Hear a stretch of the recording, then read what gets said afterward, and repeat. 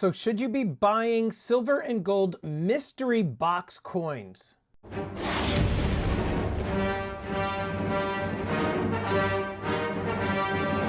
How you doing, everybody? Welcome to Empire Precious Metals. Thanks so much for watching. If you're new to the channel, make sure you blast that subscribe button and get the bell notification click. That way you get updated with any new content.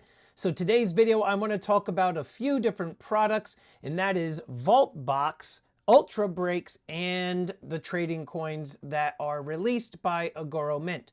So a lot of people within the stacking community and the collecting community are very excited about these products.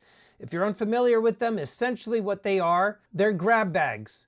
Essentially what you're going to be doing is you're going to be buying a product and you're going to be paying a high premium on said product in the hopes of getting a very rare collectible or numismatic piece that is worth a ton of money, a lot more than you put in to the specific product. So let's just go after each of these one by one. I've got my opinions on all three. And again, this isn't any sort of financial advice. This is just my opinion on these products. So I guess let's just start off with Vault Box. Vault Box is a company that has been releasing these sets. They're, I think, now just done with the 10th series, and they have a limited run of each series. And the most recent one, Vault Box 10, I believe they had, because I did the math looking at their website, 2,803 of these items. I could be wrong, but if you go on Vault Box's website and you look at Series 10 and look for more information, they've got the different coins that you can get all listed based on the rarity. So you've got the red core, you've got the holographic, and you've got the black core. And the red core is arguably the most rare of all of the different colors that they offer. And all the different pieces that you can get are worth a different amount of money. And right at the top, when you look at the more information about the series, they've got about 5 or 6 different coins when you add up the instant offers that you can get, I believe, from Vault Box. That's how I'm reading into this. It's roughly around $125,000 that these coins are worth that Vault Box is willing to buy back. I could be wrong, but it says instant offer, and I'm assuming it's Vault Box that's offering this instant offer. But I guess one can say that that's going to be the value of these very rare coins. The most rare one happens to be, I think, let's see, I'm looking at the screen now, $55,000. Now, here's the catch. When you are going to buy this product, right off of their website, it's $850, and you are going to be getting this box. You're going to open it up, and you're going to hope to receive something that is close to at least your $850. More likely than not, you're not going to. Otherwise, this would be a losing business model for this company. If this company were to sell all of these boxes, these 2,803, at their retail price, they would be bringing in $2,382,550. Now, they're not selling all of these at that retail price. A lot of these boxes are already said for or claimed by a lot of dealers and distributors who are going to be getting these items for wholesale. And then they're going to be most likely offering these at a higher markup than what you would be getting them for retail off of Vault Box's site. So if we are just going to say, just to make things easy for the sake of this video, that Vault Box is selling all of these at the retail price, so you're looking at, like I said, near $2.4 million in revenue, which again, I know that they're not because they are selling to wholesalers for a bit less for some of the products. But if you take out the $125,000 on those first handful of coins, and then if you look at all of the rest, they are looking to make a substantial profit. Now, good for them for coming up with this idea. I think it's a great idea in a way to essentially sell a lottery ticket to people who want to get that dopamine fix, that gamble, that risk in buying this specific product. But I'm pretty certain more recently, I think Spectacular posted a video about Vault Box products, and I think he said that he's not for these. I could be mistaken, but I did look at the video and I read the transcript, and I would have to agree. And if forgive me, Speg, if you're watching the video, if you didn't say that it's a losing proposition. But I do want to say that, in my opinion, I think that if you've got the money to burn and you like to gamble, then, go with God, try it out. Why not? But personally, is it the most, I would say, level-headed, frugal way of buying specific numismatics? No. It's a gamble. Again, it's a lottery ticket, and it's a very expensive lottery ticket.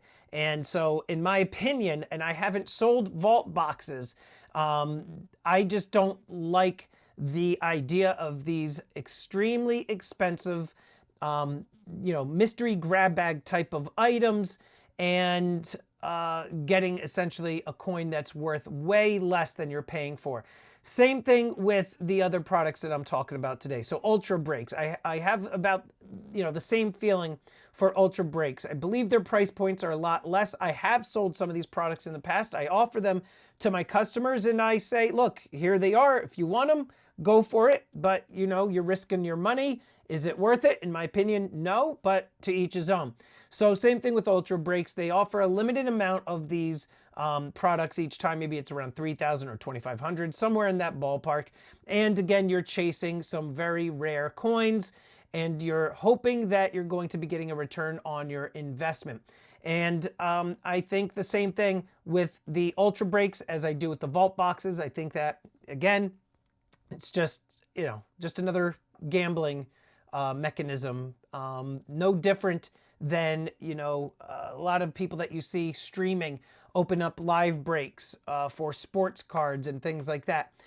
The one thing I will say positive, actually, let me get to Agoro and then I'll talk about the one positive thing about these companies and these products, which I'll get into in just a minute. But now going to Agoro Mint. Agoro Mint, owned by New Zealand Mint, they put out the trading coins. The trading coins, again, it's another product similar to these in that you are spending a certain amount of money, a high amount of money, around $350, $400. Actually, I think it's around $400 now. For a box, you're going to get two coins. One is going to be a very mediocre common coin, and then the other one's going to be more rare, and you're hoping to get a very rare gold coin. And what happened with Agoro, which I don't like, what they were doing was, initially when they first launched the product, they sold a lot of it to the wholesalers, and the wholesalers then were able to offer it to the dealers such as myself. And we were able to get these products, sell them to our customers, and we did nicely on them.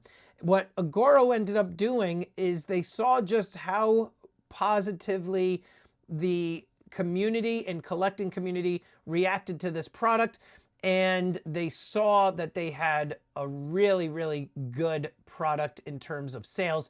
So they withheld a lot on their second release from the wholesalers. They offered the wholesalers less. They sold more retail, which meant less for the wholesalers to sell to the dealers, and less for the dealers like me to sell to the customers for a better price, etc. Fast forward to today, they've had like a whole bunch of releases, maybe 7 or 8 at least. Now it's far less. Now Agoro is really holding back on working with the wholesalers on these products. They've increased the prices so much so that it almost makes no sense for the the dealers such as myself to even bother buying the product from the wholesalers. I think like the wholesalers will offer them maybe $20, $30 less than they're going for on retail. And then, so what does that leave the dealer? Like $20? It's a joke. So Agoro definitely pissed off a lot of the dealers and the wholesalers with this move to, now, their business. It's their right. It's their product. They want to increase the revenue and margins and their bottom lines. It makes total sense. But it did piss off a fraction of the community, plus the retail customers who would be able to get it from dealers like myself for less. It pissed them off. Now, the good things, all right, I'm going to give 2 good things. So, and before I get into the positives again, I just want to say all 3 of these products, I don't collect them. I don't buy them for myself. I think that the 3 products that I spoke about, and there could be many others out there that are trying to do the same thing, I think that they are gimmicky And again, just another lottery system. Oh, and then the other thing I want to say really quickly about the Ultra Breaks. A lot of the stuff, and I could be mistaken, but I know a lot of you are very familiar with Ultra Breaks, but what Ultra Breaks is doing is they are placing emphasis on the rarity of the label of the coin. So you might get a Libertad or a Silver Eagle or whatever, but you might get one that has a rarer label, and that's the only difference between this one coin and that one coin, is just a more of a rare label, like a holographic label or a gold label or whatever. And now, if I'm wrong about that, if I'm misunderstanding this, because again, I've only dealt with the product a few times, I'm kind of turned off by it. And I think that's one of the reasons why I was turned off by it. If I'm misspeaking, then I apologize. But I'm pretty certain that that's one of the things, is that people are chasing after rare labels, that color paper in the slab. And if that's the case, I think that's a horrible, horrible thing that anybody should be chasing. Nobody gives a shit about the label, the type of paper, or the rarity of that label. And so if that is in fact one of the draws to the product, then I really don't think that people should be buying that specific product. And I'm going to say again, if I'm getting this wrong and if I'm misunderstanding the rarity of the labels, and in fact if the coins themselves are more rare with the more rare labels, then again, I apologize for misspeaking. But if I'm correct, then it's a dog shit product and I don't think people should be buying it. Positives. Talking about the positives of these products, I have limited good things to say about them. The one thing I will say is that it does bring in hype, and it does bring in awareness to the hobby. It is kind of, if you think about the hobby as a whole, coin collecting, if you will, it's a boring ass hobby that you think of like old guys, like your grandfathers or great grandfathers would collect coins and stamps. That is a boring thing. But lately, the last 10 years, I would say, there's been a lot more innovation in the hobby. You're getting a lot of coins that are actually, three-dimensional sculpts. They actually have moving parts and mechanisms in them. Some actually float and hover because of the magnets in the stands. Some glow in the dark. There's a lot of things now that are being done to actual coins to make them a lot more appealing and interesting to the people who want to collect and stack as a whole. And so products like this, which kind of give like a gambling aspect to it, it does spark some excitement and get people interested in the hobby more. However, again, I think that other than those things, other than the fact that it creates hype, I don't think that these are really good products. I don't like them, and I don't really deal with them. I don't deal with Vaultbox, and I kind of don't bother really with Ultra Breaks, and I've lost my taste in offering the Agoro products to my customers. So if you are somebody that has a lot of discretionary income and you want to gamble, again, that's your business, as long as you know that you really do not have great odds in striking it rich with some of these products. And some of the coins that are in these products. Anyway, if you buy these products and you've been successful in the pulls, let me know in the comments below. I know of one person who I will keep nameless right now, but they are in the stacking community and they are a YouTube content creator in the precious metals niche. They did get one of the gold Agoro coins, and they did very well in the secondary market. Other than that, I don't know too many people who have hit it big. So let me know in the comments below. What are your thoughts on these products? Do you think that they are terrible? Do you think they're bad for the hobby? Do you think they're good for the hobby? Let me know. And if you thought this video was helpful, definitely blast the subscribe button, get that bell notification clicked, and I will see you on the next one.